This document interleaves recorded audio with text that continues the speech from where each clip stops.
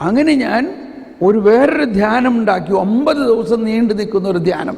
അതിൽ ആദ്യത്തെ 2-3 ദിവസം മുഴുവനും ഈ ദൈവിക ജ്ഞാനത്തെക്കുറിച്ച് അങ്ങ് പഠിക്കുക മാത്രമല്ല, അതിനുവേണ്ടി ഇങ്ങനെ രാവും പകലും പ്രാർത്ഥിച്ചു കഴിഞ്ഞതോടെ ഈ ജ്ഞാനം നമ്മുടെ ഉള്ളിൽ, യേശുക്രിസ്തുവിനെ കുറിച്ചുള്ള ജ്ഞാനം കമ്പ്യൂട്ടറിൽ ഇങ്ങനെ ഡൗൺലോഡ് ചെയ്യുന്ന പോലെ നമ്മുടെ ഉള്ളിൽ വന്നിട്ട് നമ്മുടെ അകത്തെ പഴയ സെറ്റിങ്ങിനെ അത് മാറ്റണം. അപ്പോഴാണ് ഇത് മനസ്സിലായത്. അതുകൊണ്ടാണ് നമ്മൾ ഇന്നലെയൊക്കെ അതിനുവേണ്ടി സമയമെടുത്തത്. അതുകൊണ്ട് ഇന്ന് ഇത് മനസ്സിലാവും. ആര് മനസ്സിലാക്കും? പരിശുദ്ധാത്മാവ് ദൈവിക ജ്ഞാനത്തിലൂടെ ഇത് നമ്മുടെ ഉള്ളിൽ മനസ്സിലാക്കും. അതാണ് നമ്മൾ ആ സങ്കീർത്തനത്തിൽ കേട്ടത്. ഇത് മനുഷ്യബുദ്ധിക്ക് മനസ്സിലാക്കാൻ പറ്റില്ല. ഇത് കർത്താവിൻ്റെ പ്രവൃത്തിയാണിത്, നമ്മുടെ ദൃഷ്ടിയിൽ വിസ്മയാവഹമാണ് ദൈവനീതി എന്ന് പറയുന്നത്. അത് കർത്താവിൻ്റെ പ്രവൃത്തിയാണ്. ഇപ്പം നമ്മൾ ആ മുന്തിരിത്തോട്ടത്തിൽ വേലക്കാരുടെ പോകുമ്പോൾ തന്നെ നോക്കിയേ, ആദ്യം വന്നവർ പറയുകയാണ് ഇത് എന്ത് നീതിയാണത്. അപ്പം അത് മാനുഷിക നീതിയാണ് അല്ലേ? രാവിലെ മുതൽ വൈകുന്നേരം വരെ ജോലി ചെയ്തവനും വൈകുന്നേരം 1 മണിക്കൂർ മാത്രം ജോലി ചെയ്തവനും 1 ദനാറ. ഇതെന്ത് നീതി? നമ്മൾക്കും തോന്നുമ്പോൾ ഇത് ശരിയല്ലല്ലോ. അത് മാനുഷിക നീതിയിൽ ശരിയല്ല. എന്നാൽ ദൈവനീതി എന്ന് പറയുന്നത് ഇവരെല്ലാവരോടും ദൈവത്തിന് ഒരേ സ്നേഹമാണ്, ഒരേ വാത്സല്യമാണ്. എന്തുകൊണ്ടാണ് ഈ 1 ദനാറായിൽ കുറവ് കൊടുക്കാൻ പറ്റാത്തതെന്നും കൂടി വേറൊരു വിധത്തിൽ പറയാം. ഇപ്പോൾ നമ്മൾ ഇന്നലെ മനസ്സിലാക്കി, ഈ വിളക്ക് ദൈവത്തിൽ നിന്ന് വരുന്ന പ്രകാശം ഇൻഫിനിറ്റാണ്. ആ ഇൻഫിനിറ്റിനെ മുറിച്ച് പകുതി കൊടുക്കാൻ പറ്റുമോ? അപ്പം ഈ ദൈവം കൊടുക്കുന്ന 1 ദനാറ എന്ന് പറയുന്നത് ദൈവത്തെ തന്നെയാണ്. എന്താ കൊടുക്കുന്നത്? ദൈവത്തെ തന്നെയാണ് കൊടുക്കുന്നത്. ദൈവരാജ്യത്തിൽ ദൈവം നൽകുന്നത് ആരെയാണ്? ദൈവത്തെ തന്നെയാണ്. അത് മുറിച്ചാലും എന്തായിരിക്കും? മുറിച്ചു കൊടുത്താലും എന്തായിരിക്കും? അതിൽ നിന്നൊരു കടുകുമണി കൊടുത്താലും എന്തായിരിക്കും? മുഴുവൻ തന്നെ ആയിരിക്കും. അത് 1 ദനാറ കൊടുത്തവനും 3 മണിക്കൂർ മുതൽ കൊടുത്തവനും 6 മണിക്കൂർ മുതൽ കൊടുത്തവനും 8 മണിക്കൂർ മുതൽ കൊടുത്താലും 12 മണിക്കൂർ കൊടുത്താലും എല്ലാം ഒന്ന് തന്നെയാണ്. കാരണം അത് മുറിക്കാൻ പറ്റില്ല. അതാണ് ദൈവനീതിയുടെ മറ്റൊരു വശം. ദൈവം നൽകുന്നത്, ദൈവം നമ്മുടെ ഓഹരിയാണെന്നെല്ലാം പറയുന്നു. ആ സങ്കീർത്തനം എന്ന് ഉച്ച കഴിഞ്ഞിട്ട് നമുക്ക് പാടാം. കർത്താവാണ് നമ്മുടെ ഓഹരി. അതെങ്ങനെ മുറിക്കണേ? അത് മുറിച്ചാലും ഇൻഫിനിറ്റ് തന്നെ ആയിരിക്കും. അപ്പം റോമർ 10 ഇതിൻ്റെ വലിയ ഒരു വെളിപാട് നമുക്ക് കിട്ടിയത്. ജ്ഞാനത്തിന് വേണ്ടി ധാരാളം പ്രാർത്ഥിച്ചാലേ, യേശുക്രിസ്തുവിനെ കുറിച്ചുള്ള ജ്ഞാനം മനസ്സിലായാലേ ഈ ദൈവനീതി മനസ്സിലാകുകയുള്ളൂ. അതുകൊണ്ടാണ് നമുക്ക് ജ്ഞാനസ്നാനം തന്നിരിക്കുകയും അറിവിൻ്റെയും വിവേകത്തിൻ്റെയും ബുദ്ധിയുടെയും ആത്മാവിനെ നമുക്ക് നൽകിയിരിക്കുകയും ചെയ്തിരിക്കുന്നത്. പക്ഷെ ഇത്രയും കിട്ടിയിട്ടും നമ്മൾ ആ ആത്മാവിൻ്റെ നവീനമായ ജ്ഞാനത്തിൻ്റെ ചൈതന്യത്തിൽ നയിക്കപ്പെടാതെ, ആ ചൈതന്യത്താൽ നയിക്കപ്പെടാതെ, ക്ഷമിക്കണം കേട്ടോ ഞാനിതൊക്കെ പറയുമ്പോൾ ക്രിട്ടിസൈസ് ചെയ്യുകയല്ല, പ്രത്യേകിച്ച് പ്രായമായ അമ്മമാർ എന്നോട് ക്ഷമിക്കണം, ശ്രദ്ധിക്കണം. നമ്മളെ ഏതോ ഒരു സിദ്ധാന്തം ഈ കൽപ്പനകളിൽ മാത്രം അധിഷ്ഠിതമാക്കി ചലിപ്പിച്ചുകൊണ്ടിരുന്നു. എങ്കിൽ നമ്മൾ ആരാ? നമ്മൾ 10 കൽപ്പനകളിൽ മാത്രം അധിഷ്ഠിതമായ ഒരു ജീവിതമാണ് നമ്മുടേതെങ്കിൽ നമ്മൾ ആരാ? നമ്മൾ ക്രിസ്ത്യാനിയാണോ യഹൂദനാണോ? യഹൂദരാണ് 10 കൽപ്പനകളിൽ മാത്രം അധിഷ്ഠിതമായ ഒരു ജീവിതം. അതുകൊണ്ടാണ് അവർ അത്രയ്ക്ക് കർക്കശക്കാരാകുന്നത്. അപ്പം നമ്മളും ആ 10 കൽപ്പനകളിൽ മാത്രം അധിഷ്ഠിതമാണ് എങ്കിൽ നമ്മളും ഒരു കർക്കശക്കാരായി മാറും. ക്രിസ്ത്യാനി എന്ന് പറയുന്നത് 10 കൽപ്പനകളിൽ അധിഷ്ഠിതമല്ല, മലയിലെ പ്രസംഗത്തിൽ അധിഷ്ഠിതമാണ്. അതായത് ബിയാറ്റിറ്റ്യൂഡ് എന്ന് പറഞ്ഞാൽ സുവിശേഷ ഭാഗ്യങ്ങൾ. അതാണ് നമ്മളിവിടെ വായിച്ചു CCCയിൽ. പുതിയ നിയമം പരിശുദ്ധാത്മാവിലൂടെ നമുക്ക് നൽകിയിരിക്കുന്ന പുതിയ നിയമമാണത്. അത് 10 കൽപ്പനകളല്ല, മറിച്ച് ഇപ്പം ഞാനിത് പറയുമ്പോൾ ആരും തെറ്റിദ്ധരിക്കരുത്. തോമസ് പോൾ 10 കൽപ്പനകൾ വേണ്ടാന്ന് പറഞ്ഞെന്ന് പറയാനില്ല. ഞാൻ 10 കൽപ്പനകൾ വേണ്ടാന്ന് പറഞ്ഞു എന്നല്ല പറയുന്നത്. 10 കൽപ്പനകളെ പൂർത്തീകരിക്കുന്ന പുതിയ കൽപ്പന വന്നിരിക്കുന്നു. ഈ ഒറ്റ കൽപ്പന നമ്മൾ പാലിച്ചാൽ 10 കൽപ്പന ഓട്ടോമാറ്റിക്കലി നമ്മൾ പൂർത്തീകരിക്കപ്പെടും. കൽപ്പന മാറുന്നില്ല, കൽപ്പന അവിടെ ഉണ്ട്, കൽപ്പന നമ്മളിലും ഉണ്ട്. പക്ഷേ 10 കൽപ്പനയ്ക്ക് ഉപരിയായ ഒരു പുതിയ കൽപ്പനയാണ് ഈശോ കൊണ്ടുവന്നിരിക്കുന്നത്. അതാണ് ഈശോ പറഞ്ഞത്, ഞാൻ നിങ്ങൾക്ക് ഒരു പുതിയ പ്രമാണം തരുന്നു. ഈ 10 പ്രമാണം അവിടെ ഉണ്ടല്ലോ, പിന്നെ എന്തിനാ ഈ പുതിയ പ്രമാണം? ഈ പുതിയ പ്രമാണം പാലിച്ചാൽ ഇതാണ് ആ 10 പ്രമാണങ്ങളുടെയും സാരാംശം. അത് അന്നേ പറഞ്ഞിട്ടുള്ളതാണ്. 10 പ്രമാണങ്ങൾ 2 പ്രമാണങ്ങളിൽ സാംശീകരിക്കാം. എന്താണ് 2 പ്രമാണങ്ങൾ? നീ നിന്റെ ദൈവമായ കർത്താവിനെ പൂർണ്ണ ഹൃദയത്തോടും പൂർണ്ണ മനസ്സോടും പൂർണ്ണാത്മാവോടും പൂർണ്ണ ശക്തിയോടും സ്നേഹിക്കുക, നിന്നെപ്പോലെ തന്നെ നിന്റെ അയൽക്കാരനെ സ്നേഹിക്കുക. ഇത് രണ്ടും കൂടി കൂട്ടിച്ചേർന്നാൽ ഈശോ പറഞ്ഞ പ്രമാണം തന്നെയല്ലേ? ഞാൻ നിങ്ങളെ സ്നേഹിച്ച പോലെ നിങ്ങൾ സ്നേഹിക്കുക. പക്ഷേ ഫരിസേയരും നിയമജ്ഞരും ഇതിനെ ദുർവ്യാഖ്യാനം ചെയ്തു. അതിനെ ശിക്ഷിക്കുന്ന ഒരു സിവിൽ ലോ പോലെ ആക്കി. പിന്നെ നമ്മൾ ലോ കോളേജിൽ ഇവിടെ സിസ്റ്റർമാരാരെങ്കിലും ലോയേഴ്സ് ഉണ്ടോ? ഉണ്ടോ? ഇല്ല. ഇനി ഉണ്ടാകാൻ പോകണുള്ളൂ അല്ലേ?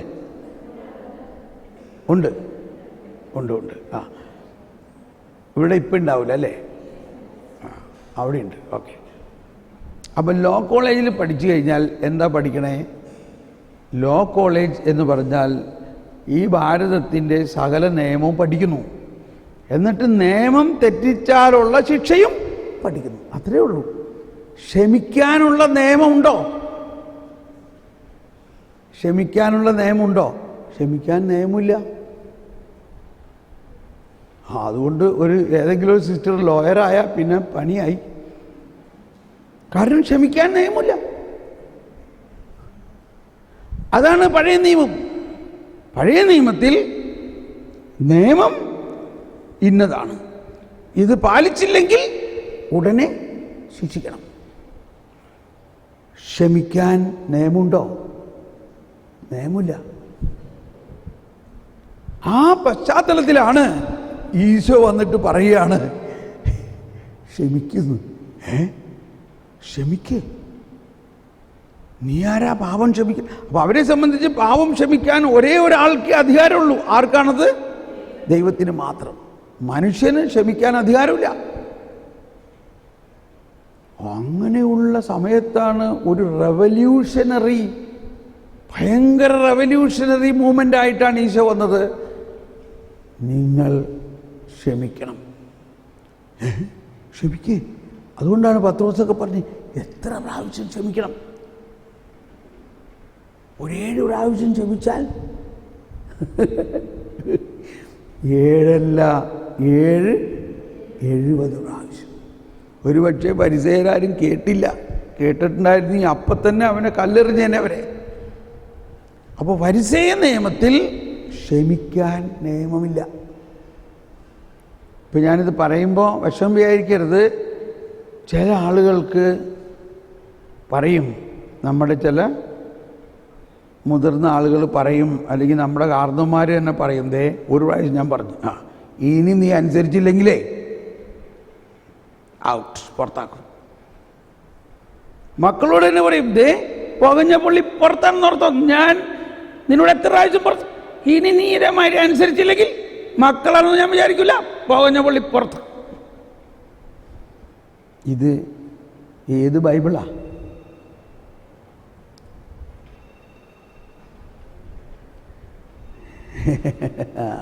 വാത്സല്യം എവിടെ?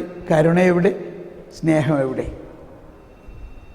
ഇങ്ങനെ ഒരു പാരമ്പര്യത്തിലാണ് നമ്മൾ വളർന്നതെങ്കിൽ നമ്മൾ ആ പാരമ്പര്യത്തിൽ തന്നെ വളരണം. അങ്ങനെ വളർന്നു വന്നിരിക്കുന്ന ഒരു സീനിയർ സിസ്റ്റർ ആണെങ്കിൽ പറയും, ചിലവർക്ക് പേടിയാണ് അങ്ങനെയുള്ള സിസ്റ്ററിൻ്റെ അടുത്ത് പോകാൻ തന്നെ. കാരണം ഭയങ്കര ദേഷ്യം, മിണ്ടിയനും തൊട്ടതിനും ഒക്കെ നമ്മൾ വഴക്ക് പറയും. പക്ഷേ അവരെ സംബന്ധിച്ച് എല്ലാവരും എന്നെ പേടിച്ചിരിക്കണം, അതാണ് ഒരു സുപ്പീരിയറിൻ്റെ ഗമ എന്നാണ് അവർ വിചാരിക്കണേ. ഞാൻ സുപ്പീരിയറാണ്, അതുകൊണ്ട് എല്ലാവരും എന്നെ പേടിക്കണം, ഞാൻ പറയണത് അനുസരിക്കണം, അനുസരിച്ചില്ലെങ്കിൽ ശിക്ഷ കിട്ടും. അങ്ങനെ അതല്ല ക്രിസ്ത്യൻ സുപ്പീരിയർഷിപ്പ് എന്ന് പറയുന്നത്, അത് ഫരിസേയൻ സുപ്പീരിയർഷിപ്പാണ്. ക്രിസ്ത്യൻ സുപ്പീരിയർഷിപ്പ് എന്ന് പറഞ്ഞാൽ ക്രിസ്തുവിൻ്റെ ശിഷ്യത്വത്തിൽ ക്രിസ്തു പറയണ എന്താ? നിന്റെ സ്നേഹം കൊണ്ട് നീ ക്രിസ്തു ശിഷ്യനാണെന്ന് വെളിപ്പെടുത്തണം. സ്നേഹം കൊണ്ട് നീ എല്ലാത്തിനെയും ജയിക്കാൻ പറ്റണം, കരുണ കൊണ്ട് എല്ലാത്തിനെയും ജയിക്കാൻ പറ്റണം. അത് പറ്റുമെന്നാണ് പറയണത്. അത് പറ്റും. അതല്ലേ ഫ്രാൻസിസ് അസീസി പഠിപ്പിച്ചു തന്നത്. എന്താ ഫ്രാൻസിസ് അസീസി പഠിപ്പിച്ചത്? വേറെ ഒന്നും അദ്ദേഹത്തിൻ്റെ ഒരു നിയമമല്ല. അദ്ദേഹം പറഞ്ഞത് നമുക്ക് വേറൊരു നിയമത്തിൻ്റെ ആവശ്യമില്ല, കർത്താവ് തന്നിരിക്കുന്ന സുവിശേഷമാണ് നമ്മുടെ നിയമം, ആ സ്നേഹമാണ് നമ്മുടെ നിയമം, ആ സമാധാനമാണ് നമ്മുടെ നിയമം. എല്ലാ കമ്മ്യൂണിറ്റിയിലും വ്യക്തികൾ തമ്മിലും പ്രകൃതി തമ്മിലും സമാധാനത്തിലാകുക, അതിനെ സ്നേഹിക്കുക. സ്നേഹിക്കുമ്പോൾ ചെന്നായി പോലും നമ്മുടെ കമ്മ്യൂണിറ്റി മെമ്പറാവും.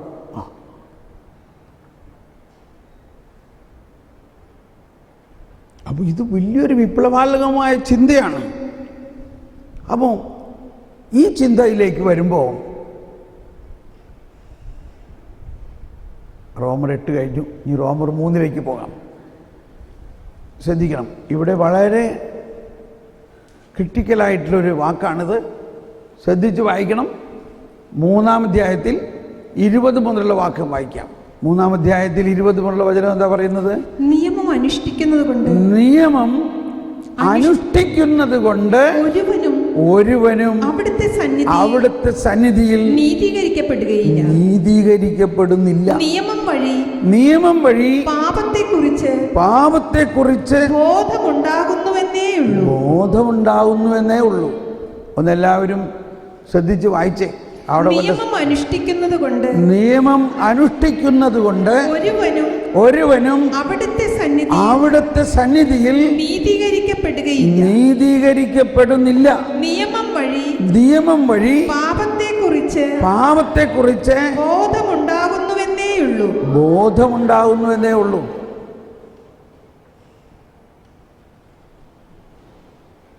എന്നിട്ട് ഇത്രയും ആയിട്ടും നമുക്ക് നിയമം അനുസരിക്കാൻ പറ്റുന്നുണ്ടോ? ഇവിടെയാണ് ശ്രദ്ധിക്കണേ, എല്ലാവരും ഒന്ന് കൈവീശി കാണിച്ചേ. ഇവിടെ ഞാൻ പറയാൻ പോകുന്നൊരു കാര്യം ശ്രദ്ധിച്ചോട്ടോ. നമുക്ക് ഇത്രയും കൃപ നിറഞ്ഞ നമുക്ക് പോലും നിയമം അനുസരിക്കാൻ പറ്റുന്നില്ല. അതിശയോക്തിയൊന്നുമില്ല. ഈ ഉത്ഭവപാപം ഇല്ലാതിരുന്ന അവസ്ഥയിൽ ആദവും ഹവ്വയിൽ ഉത്ഭവപാപം ഉണ്ടായിരുന്നോ? ഇല്ലല്ലോ. അവർ ഉത്ഭവപാപം അവർ ചെയ്യുകയല്ലേ ചെയ്തത്. ഉത്ഭവപാപം ചെയ്യുന്നതിന് മുൻപ് അവർക്ക് ഉത്ഭവപാപം ഉണ്ടായിരുന്നില്ലല്ലോ. മനസ്സിലാക്കാൻ വേണ്ടി പറയണതാ. അങ്ങനെ ഉത്ഭവപാപം ഇല്ലാതിരുന്ന അവസ്ഥയിൽ പോലും അവർക്ക് നിയമം പാലിക്കാൻ പറ്റിയോ?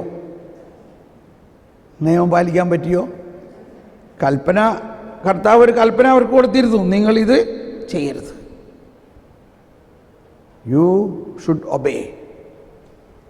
അവർക്ക് ഒബേ ചെയ്യാൻ പറ്റിയില്ല.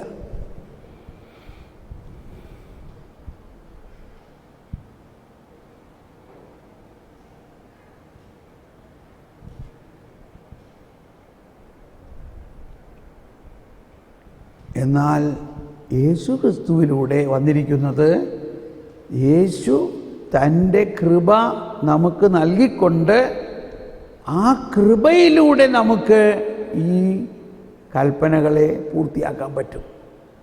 ആരിലൂടെ? യേശുവിലൂടെ. അതുകൊണ്ടാണ് ഈശോ പറഞ്ഞത്, ഞാൻ വന്നിരിക്കുന്നത് ഈ കൽപ്പനകളെ റദ്ദാക്കാനല്ല, മറിച്ച് അതിനെ പൂർത്തിയാക്കാൻ വേണ്ടിയാണ്. യേശുക്രിസ്തുവിലൂടെ മാത്രമേ കൽപ്പനകളെ നമുക്ക് പൂർത്തീകരിക്കാൻ പറ്റുകയുള്ളൂ.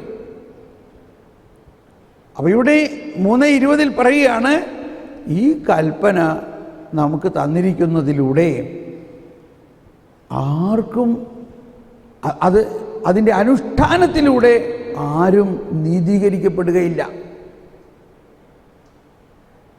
പിന്നെ എന്താ ദൈവനീതി എന്ന് പറയുന്നത്? അപ്പോൾ ഫരിസേയ നീതി എന്ന് പറയുന്നത് കണിശമായിട്ടും കർക്കശമായിട്ടും ഇതിനെ നിങ്ങൾ അനുസരിക്കണം. അവർ തന്നെ അനുസരിക്കുന്നില്ല. അവർ തന്നെ അനുസരിക്കാൻ പറ്റാത്ത സാധനത്തെ മറ്റുള്ളവൻ്റെ ചുമലിൽ ഇടുകയാണ്. എന്നിട്ടത് അനുസരിച്ചില്ലെങ്കിൽ അതിന് അതിശക്തമായ പണിഷ്മെൻറ്റും. ഇനി ഇതിനെയെല്ലാം നമ്മളെ ആശ്ചര്യപ്പെടുത്തുന്ന ഒരു പ്രബോധനമാണ് അടുത്തു വരുന്നത്. 3:21, റോമർ 3:21. നിയമവും പ്രവാചകന്മാരും എല്ലാവരും നിയമവും പ്രവാചകന്മാരും സാക്ഷ്യപ്പെടുത്തിയിട്ടുള്ള ദൈവനീതി നിയമത്തിലൂടെ അല്ലാതെ ഇപ്പോൾ വെളിപ്പെട്ടിരിക്കുന്നു. Praise the Lord. ഒന്നുകൂടി ശ്രദ്ധിച്ച് വായിച്ചേ. ഒന്ന് കൈവീശി കാണിച്ച് പ്രൈസ് ദ ലോർഡ്. ഇനി കൈ ഉയർത്തി ഉച്ചത്തിലൊന്ന് ഏറ്റു പറഞ്ഞേ. നിയമവും പ്രവാചകന്മാരും സാക്ഷ്യപ്പെടുത്തിയിട്ടുള്ള ദൈവനീതി നിയമത്തിലൂടെ അല്ലാതെ ഇപ്പോൾ വെളിപ്പെട്ടിരിക്കുന്നു. ഇപ്പൊ രാവിലെ വേലയ്ക്ക് കയറിയവനോട് കരാറ് കൊടുത്തിട്ടുണ്ടായിരുന്നു. നിനക്ക് ഇന്ന് മുഴുവൻ വേല ചെയ്താൽ 1 ദനാറ തരാമെന്ന് അവനോട് കരാറ് കൊടുത്തിരുന്നു. ബാക്കിയുള്ളവർക്ക് ഒരു കരാറുണ്ടായിരുന്നില്ല. അവസാനം വന്നവനോട് നിങ്ങളെന്താ വെറുതെ ഇരിക്കണേ, നിങ്ങൾ കയറ, നിങ്ങൾക്ക് തന്നേക്കാം. ഒരു കരാറുമില്ല. എന്തുകൊണ്ട്? അത് കരുണയാണ്. നിയമത്തിലൂടെ അല്ലാതെ. കണ്ടോ ഇവിടെ പറയണത് എന്താണ്? ഈ ദൈവനീതി ഒന്നുകൂടി വായിച്ചത് 3:21. നിയമവും പ്രവാചകന്മാരും സാക്ഷ്യപ്പെടുത്തിയിട്ടുള്ള ഈ ദൈവനീതി നിയമത്തിലൂടെ അല്ലാതെ ഇപ്പോൾ വെളിപ്പെട്ടിരിക്കുന്നു. അതെങ്ങനെയാണത്? നിയമത്തിലൂടെ അല്ലാതെ നീതി കിട്ടുന്നു. അതെങ്ങനെയാണത്? തുറന്ന് വായിക്കാം. ഈ ദൈവനീതി വിശ്വസിക്കുന്ന എല്ലാവർക്കും ആരെന്നുള്ള വ്യത്യാസം കൂടാതെ യേശുക്രിസ്തുവിലുള്ള വിശ്വാസം വഴി ലഭിക്കുന്നതാണ്. Praise the Lord. ഏത് വേണം? ഈ ദൈവനീതി ആരെന്നുള്ള വ്യത്യാസം കൂടാതെ വിശ്വസിക്കുന്ന ഏവർക്കും. എന്ന് വായിച്ചത് ഒന്നുകൂടി. ഈ ദൈവനീതി വിശ്വസിക്കുന്ന എല്ലാവർക്കും ആരെന്നുള്ള വ്യത്യാസം കൂടാതെ യേശുക്രിസ്തുവിലുള്ള വിശ്വാസം വഴി ലഭിക്കുന്നതാണ്. കണ്ടോ? നിയമത്തിലൂടെ അല്ലാതെ.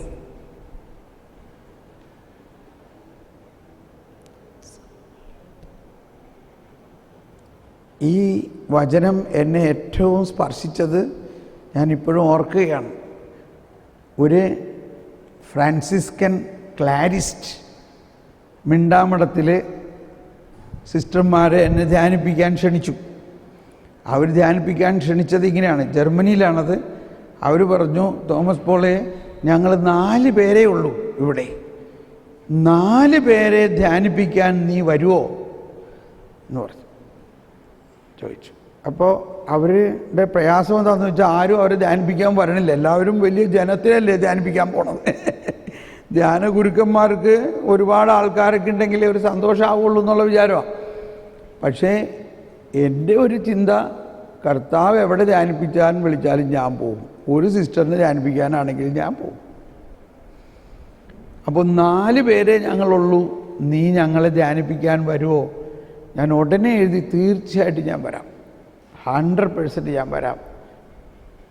ഓൺലി തിങ് കുറച്ച് നേരത്തെ പ്ലാൻ ചെയ്യണം. എൻ്റെ ഡേറ്റുകൾ ഇങ്ങനെ ഒരു വർഷത്തേക്ക് ഇങ്ങനെ ബുക്ക്ഡാണ്. അതുകൊണ്ട് നമുക്ക് കഴിയുന്നതും ഏറ്റവും ആദ്യം എടുക്കാൻ പറ്റുന്നത് ഒരു 8 മാസം കഴിഞ്ഞിട്ട് എന്നൊക്കെ ഉള്ള ടൈം കൊടുത്തിട്ട് ഞാൻ ആ ടൈം കൊടുത്തു. അവർ പറഞ്ഞു ആ സമയത്ത് പോരെ, ഞങ്ങൾക്ക് എപ്പോൾ വന്നാലും കുഴപ്പമില്ല, ഞങ്ങൾ 4 പേര് ഇതിൻ്റെ അകത്ത് തന്നെയാണ്, ഞങ്ങൾക്ക് പുറത്ത് പോകാനുള്ള അനുവാദമില്ല. അപ്പോൾ എൻ്റെ ട്രാൻസ്ലേറ്റ് ചെയ്യണ ഒരു ജർമ്മൻകാരി പെണ്ണുണ്ട്. ഈ വചനം പറഞ്ഞപ്പോഴേ അവൾ ട്രാൻസ്ലേറ്റ് ചെയ്യണില്ല.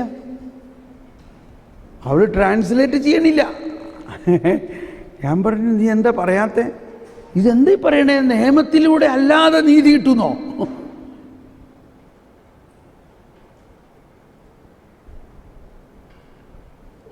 അവളങ്ങ് അന്തം വിടുകയാണ്. അതാണ് ദൈവനീതി എന്ന് പറയണത്. അപ്പോഴാണ് ഞാൻ അതിനെ കുറേയും കൂടി ആഴമായിട്ട് പഠിക്കാൻ തുടങ്ങിയത്.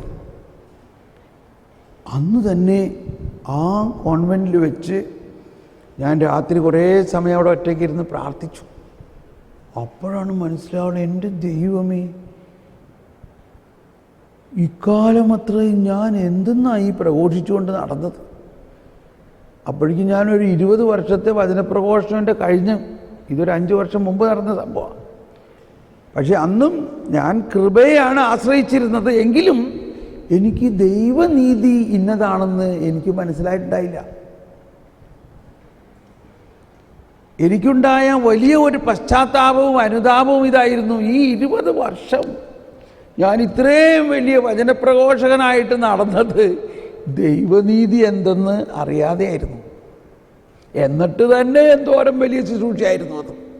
അതാണ് പൗലോസ് പറയണത്, ഈ ശിക്ഷാവിധിയുടെ ശുശ്രൂഷ ഇത്രയും വലുതാണെങ്കിൽ ആത്മാവിൻ്റെ ശുശ്രൂഷ എത്രയോളം വലുതായിരിക്കുമെന്നും. നമ്മൾ അതിനകത്തേക്ക് കിടക്കുന്നേ ഉള്ളൂ. അന്ന് ഞാൻ ഇതിനെ ശരിക്ക് പഠിച്ചു. ഞാൻ എക്സ്പ്ലെയിൻ ചെയ്തു അവരോട്. ആദ്യമായിട്ട് അങ്ങനെ ദൈവനീതിയെക്കുറിച്ച് അവരെല്ലാവരും അങ്ങ് നിറഞ്ഞു. അവർക്ക് ഭയങ്കര ഒരു അനുഭവമായി. 4 സിസ്റ്റേഴ്സിനെ 3 ദിവസം ധ്യാനിപ്പിച്ചു. അപ്പോൾ ഈ ദൈവനീതിയെക്കുറിച്ച് പൗലോസിനെ എന്തിനാണ് ഈ പൗലോസിൻ്റെ ലേഖനങ്ങളിൽ നമ്മൾ പഠിക്കണമെന്ന് പറയണത്? പൗലോസ് ആരായിരുന്നു? നമ്മൾ 2 ദിവസം മുമ്പ് മനസ്സിലാക്കിയില്ലേ? ഫിലിപ്പിയർ 3 പറയണത് പൗലോസ് പറയാണ്, ഞാൻ ആരാണെന്ന് നിങ്ങൾക്കറിയാമോ? ഞാൻ എബ്രായരിൽ എബ്രായനും ഒരു ഫരിസേയനുമായിരുന്നു. നിയമം കർക്കശമായിട്ട് പാലിക്കാത്തവരെ വലിച്ചിഴച്ചു കൊണ്ടുപോയി അറസ്റ്റ് ചെയ്യുന്നവനായിരുന്നു ഞാൻ. ഞാൻ ഇപ്പോൾ മനസ്സിലാക്കുന്നു, അതെല്ലാം ഉച്ഛിഷ്ടമായിരുന്നു എന്ന് ഞാൻ മനസ്സിലാക്കുന്നു. ഞാനിപ്പോൾ മനസ്സിലാക്കുന്നു, എൻ്റെ കർത്താവായ യേശുക്രിസ്തുവിനെ കുറിച്ചുള്ള ജ്ഞാനം ഏറ്റവും വിലപ്പെട്ടതാകയാൽ മറ്റുള്ളവയെല്ലാം ഉച്ഛിഷ്ടം പോലെ ഞാൻ കണക്കാക്കുന്നു. സ്നേഹമുള്ളവരെ, എൻ്റെ കർത്താവായ യേശുക്രിസ്തുവിനെ കുറിച്ചുള്ള ജ്ഞാനം ഏറ്റവും വിലപ്പെട്ടതാകയാൽ അതാണ് ദൈവനീതി. എൻ്റെ കർത്താവായ യേശുക്രിസ്തുവിൻ്റെ ജ്ഞാനം. ആ യേശുക്രിസ്തു കുരിശിൽ ജീവൻ അർപ്പിച്ചത് നമ്മെ നീതീകരിക്കുന്നതിന് വേണ്ടിയാണ്. നമ്മുടെ പ്രവൃത്തി കൂടാതെ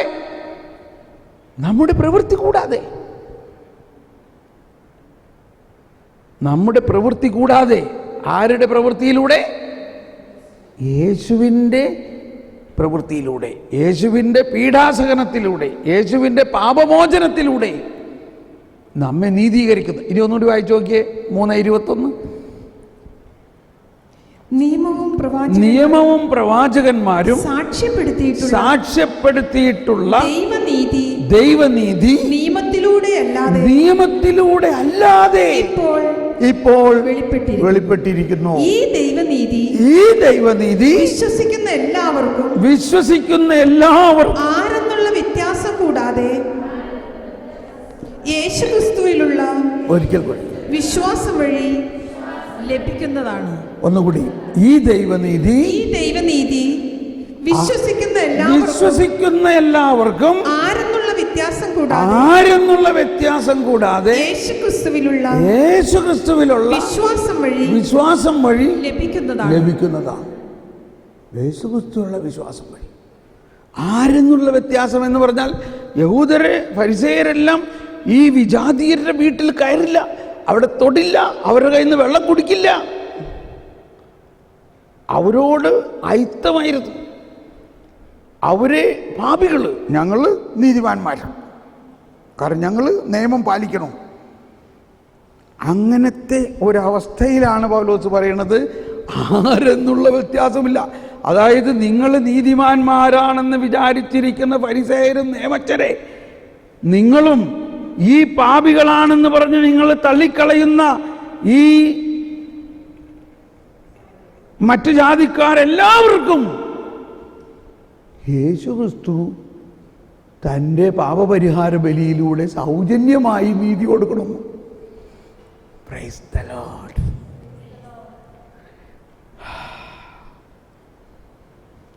അടുത്ത വചനം വായിച്ചേ. എല്ലാവരും പാപം ചെയ്ത് എല്ലാവരും പാപം ചെയ്ത് ദൈവമഹത്വത്തിന് അയോഗ്യരായി. അതെന്താ അതിൻ്റെ അർത്ഥം? എന്താ അതിൻ്റെ അർത്ഥം? അത് എല്ലാവരും പാപം ചെയ്ത് ദൈവമഹത്വത്തിന് അയോഗ്യരായി എന്ന് പറഞ്ഞാൽ, ആദിമാതാപിതാക്കളുടെ പാപം മൂലം ആ പാപം മനുഷ്യവംശം മുഴുവൻ്റെയും പാപമായി മാറി. ആദിമാതാപിതാക്കളുടെ പാപം എന്തായി മാറി? മനുഷ്യവംശം മുഴുവൻ്റെയും പാപമായി മാറി. അങ്ങനെ മനുഷ്യവംശം മുഴുവനും ആദിമാതാപിതാക്കളുടെ പാപം മൂലം എന്താ നഷ്ടപ്പെട്ടത്? മനുഷ്യനുണ്ടായിരുന്ന ദൈവത്തിൻ്റെ മഹത്വം നഷ്ടപ്പെട്ടു. ദൈവത്തിൻ്റെ ഛായയിലും സാദൃശ്യത്തിലുമായിരുന്ന ആ ദൈവമഹത്വം ആദിമാതാപിതാക്കൾക്ക് നഷ്ടപ്പെട്ടതോടെ മനുഷ്യവംശത്തിന് മുഴുവൻ ആ മഹത്വം നഷ്ടപ്പെട്ടു. ആ മഹത്വം ഇപ്പോൾ വീണ്ടെടുക്കുകയാണ്. ഒന്ന് വായിച്ചേ.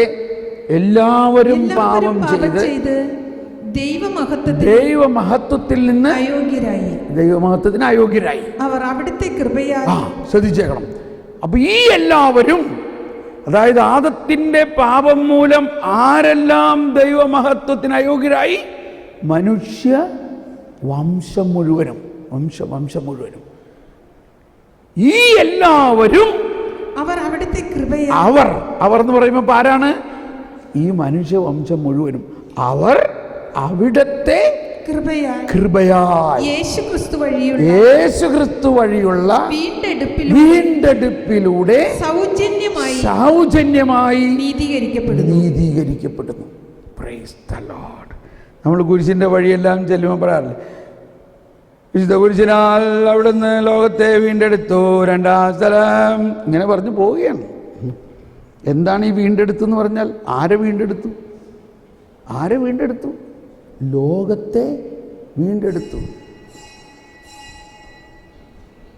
മണിയടിച്ചു, സമയം കഴിഞ്ഞു, ഞാൻ വേഗം പോയിക്കോളാമേ.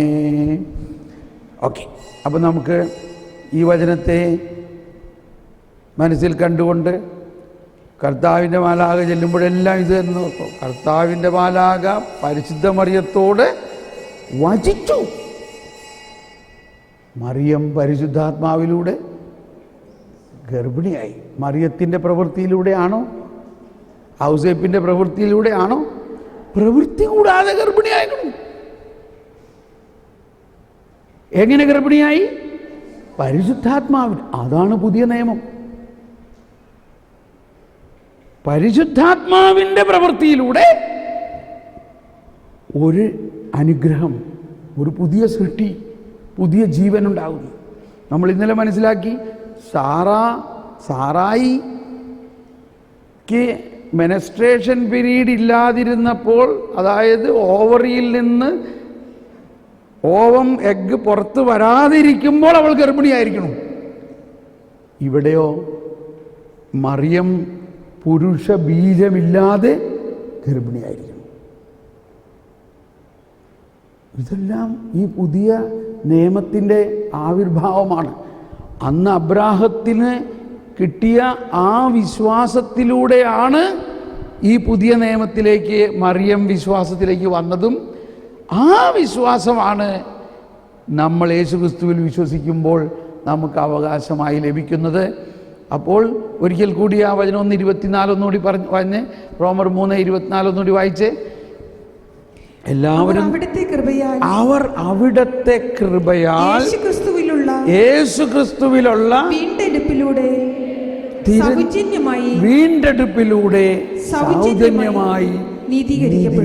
സൗജന്യമായി നീതീകരിക്കപ്പെടുന്നു. അതാണ് ആ 12-ാം മണിക്കൂറിൽ 11-ാം മണിക്കൂറിൽ വേലയ്ക്ക് കയറിയവൻ ഒരു പണിയും ചെയ്തില്ല. അവന് സൗജന്യമായി മുഴുവൻ കൂലിയും കിട്ടുകയാണ്. സൗജന്യമായിട്ട്.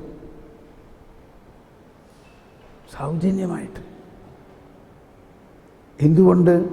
യേശുക്രിസ്തുവാണ് അവന് മധ്യസ്ഥം നിൽക്കുന്നത്. യേശുക്രിസ്തുവിലുള്ള വിശ്വാസത്തിലൂടെ നമുക്കൊന്ന് കണ്ണടച്ച് നമ്മൾ ഇന്ന് കുമ്പസാരിക്കുമ്പോൾ ഈ ബോധ്യത്തോടെ കുമ്പസാരിക്കണം.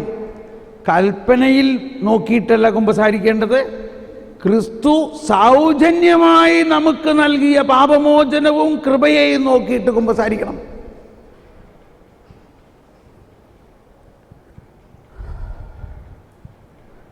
സ്വർഗം ഭൂമിയിലിറങ്ങി ആദത്തിനും സന്തതികൾക്കും പറുദീസായിൽ പുനരധിവാസം നൽകുന്നതിനായി സ്വർഗം തന്നെ ഭൂമിയിലിറങ്ങി മഹിതാത്ഭുതമേ